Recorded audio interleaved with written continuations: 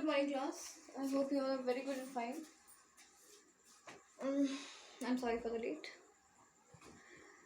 So, today we will discuss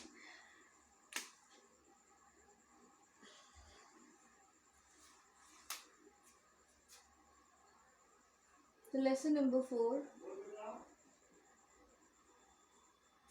in the Kingdom of Fools.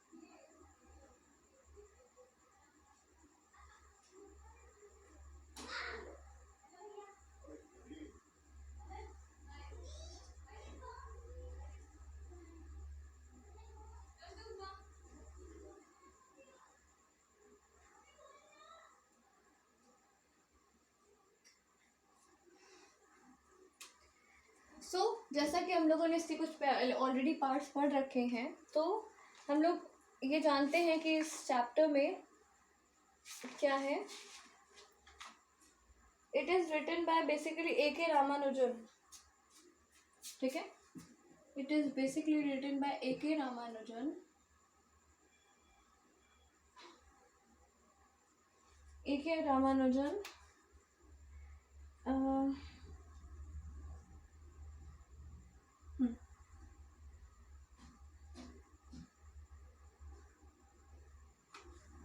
Okay. तो A.K. Ramanujan के through लिखा गया था इसे, जो कि कन्नड़ का एक टेल था. कन्नड़ की एक टेल थी, फोक टेल की एक मतलब स्टोरी थी. उसमें एक इन द किंगडम ऑफ फूल्स लिखा हुआ था. सो हम लोगों ने एक चीज़ पढ़ी थी कि जो मिनिस्टर थे इस किंगडम के और इसके जो किंग थे, they were idiots. They were literally idiots, जो कि हम बहुत इजीली कह सकते हैं, क्योंकि हम लोग ये जानते थे कि उन्होंने एक ऐसा रूल डिक्लेयर किया था कि डे को नाइट में चेंज करेंगे और नाइट को डे में चेंज करेंगे, जो कि उनके मिनिस्टर और किंग के थ्रू बनाया गया था. King and minister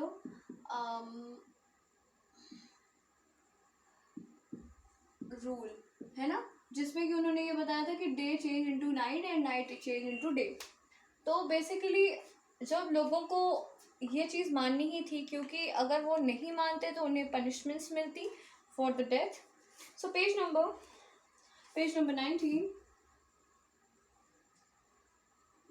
19, second paragraph.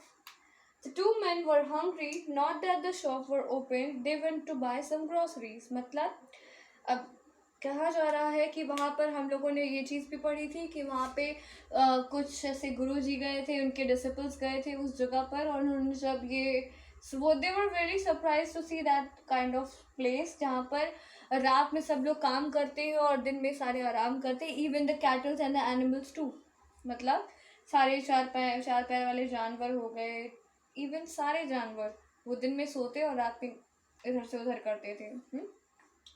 सो ये कहा गया कि जब डिसिपल्स में से 2 लोग भूखे हुए और वो चाहते थे कि शॉप्स खोले और वो कुछ खाएं, to their astonishment they found that everything cost the same, a single did do. मतलब यहाँ पे बताया जा रहा है कि जब उन्होंने भूख लगी तो उन्होंने ये सोचा कि हम क्या करते हैं, अब कुछ लेकर इस यहाँ पर खाते हैं.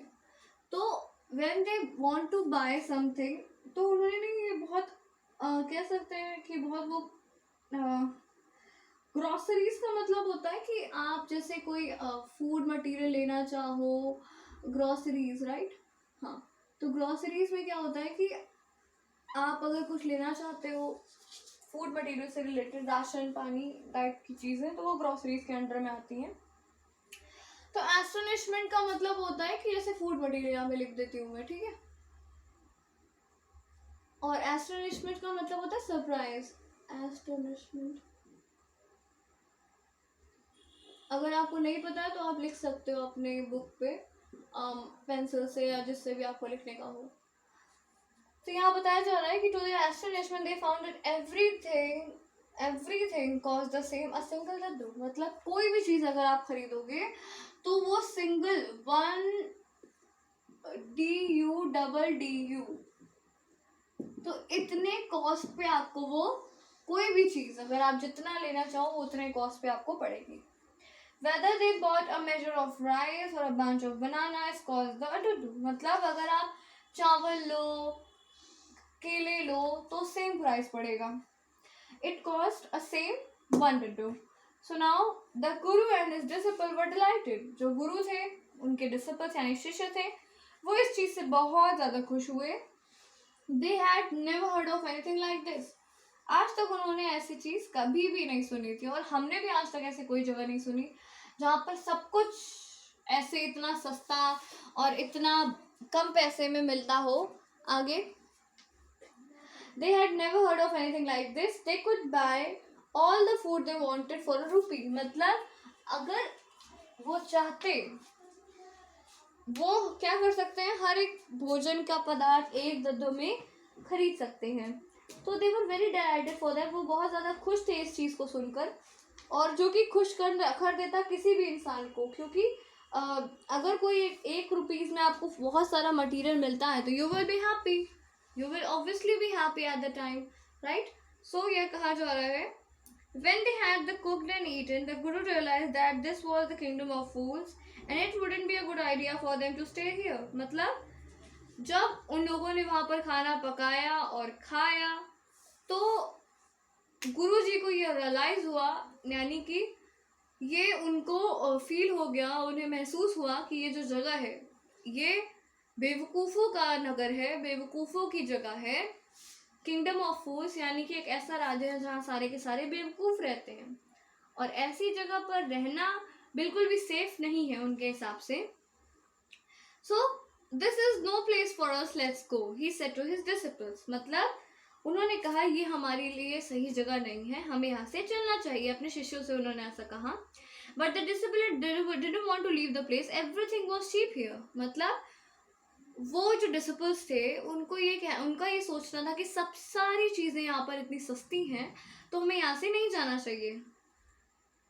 All he wanted was good cheap food. मतलब वो सारे डिसिपल्स जो थे वो ये चाहते थे कि इतनी सारी सस्ती चीज़ें, इतना सारा फूड उनको इतने कम कॉस्ट पे मिल रहा है। So that's why they said कि वो इस जगह को छोड़ना नहीं चाहते। The Guru, page number 20।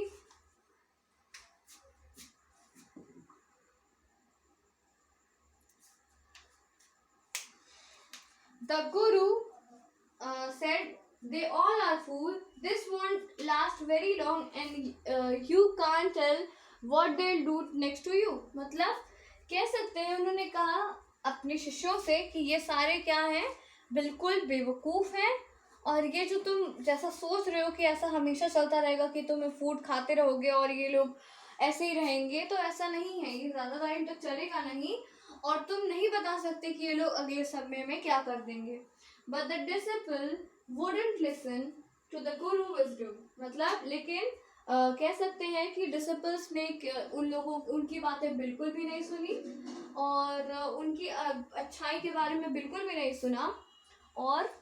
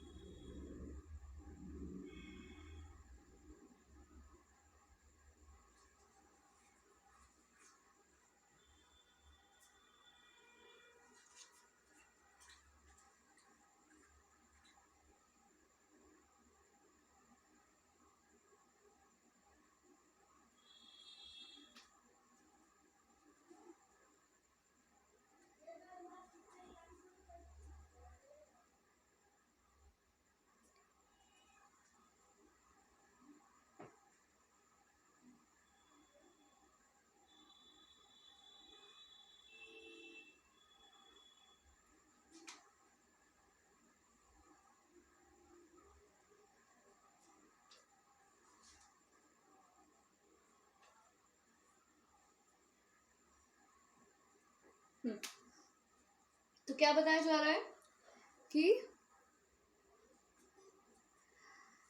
लेकिन डिसिपल्स ने उनकी बातें नहीं सुनी और गुरु ने क्या कहा, the Guru finally gave up and said, तो गुरु इस बात पर उनको समझाते समझाते थक जाते हैं और वो अपनी बात जब उनकी नहीं मानते तो वो अपनी बात को वहाँ ख़त्म करते हैं और कहते हैं do what you want, I am going and left. मतलब वो कहते हैं कि मैं तुम लोग को जो ठीक लगे वो करो, मैं यहाँ से जा रहा हूँ, और वहाँ से चले जाते हैं। But the disciples stayed on, ate his fill every day, banana, ghee, rice, wheat, and grew fat like a street side sacred bull। मतलब कह सकते हैं कि जो उनके शिष्य थे वो वहीं रुके, सारे दिन उन्होंने अच्छा खाना खाया, केले खाए, घी खाई, चावल खाया, गेहूं खाया और काफी ज्यादा मोटे तगड़े हो गए, जैसे कि एक बैल की तरह। One bright day, a thief broke into a rich merchant house। अब यहाँ से स्टोरी दूसरी जगह पर आती है। अभी तक तो हमने पढ़ा basically about the disciple and about the गुरु। अब यहाँ से हमारी स्टोरी थोड़ी सी डिफरेंट हिट करती है, जो कि आप बताया जा रहा है।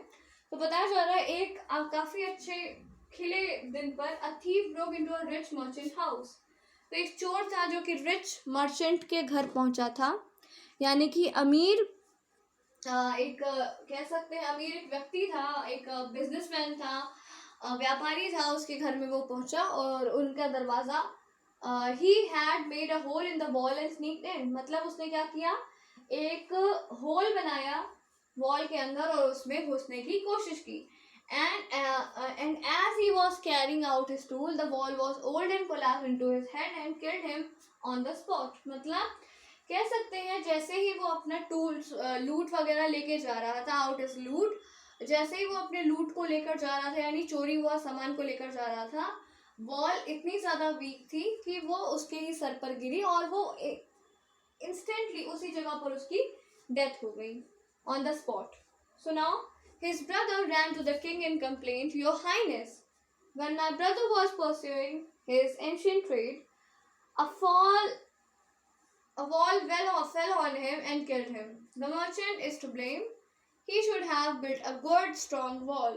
You must punish a wrongdoer and compensate the family for injustice। मतलब कह सकते हैं कि जब ये बात उनके परिवार वालों को पता लगी, चोर के परिवार वालों को, तो वो तुरंत किंग के पास पहुंचे और उन्होंने कहा कि your highness, when my brother was pursuing his ancient trade, a wall fell on him and killed him. मतलब कह सकते हैं उनका ये कहना था कि महाराज, जब मेरे भाई ये पुश्तैनी सामान लेने जा रहे थे, तब उनके ऊपर एक दीवार गिरी और वो वहीं पर मर गए।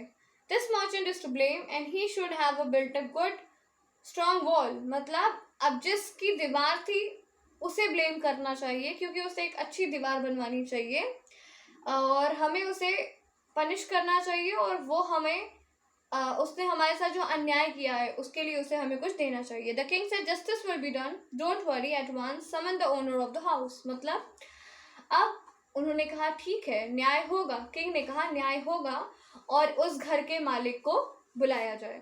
तो अभी तक हम लोगों ने क्या डिस्कस किया कि जो चोर था उस व्यापारी के घर पहुंचा, उसने एक दीवार में छेद किया और उसके अंदर से घर में जाने की कोशिश की, जो भी लूट की उसको लेकर लूट का जो मटेरियल था उसे बाहर लेकर आने की कोशिश में वो दीवार जो थी वो इतनी ज़्यादा वीक थी कि वो उसके सर पर गिरी और इमिडिएटली उसकी डेथ हो गई।